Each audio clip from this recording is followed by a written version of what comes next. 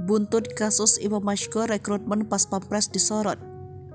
Usai viralnya kasus penganiayaan yang dilakukan oleh oknum Pas Pampres terhadap pemuda asal Aceh itu, pengamat militer Khairul Fahmi mempertanyakan sistem rekrutmen dari pasukan pengamanan presiden. Khairul mengatakan 2 di antara 3 pelaku tersebut merupakan anggota dari Pas Pampres.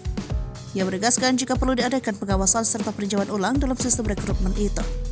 Ia pun mengatakan kasus yang dialami Imam Mashkur dan korban lainnya merupakan pertanda bahwa Pas Pampres perlu dibenahi dari segi internal maupun eksternal.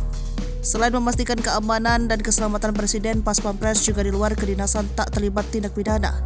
Tak hanya itu, para kandidat Pas Pampres dituntut memiliki kondisi kejiwaan yang baik.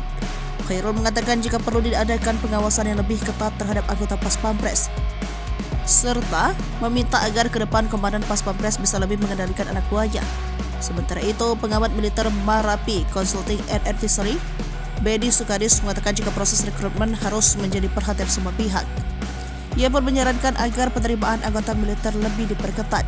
Saat ini, polisi militer Kodam Jaya telah menahan 3 pelaku yang diduga terlibat dalam tewasnya pemuda asal Berun Aceh Imam Mashkur 25 tahun.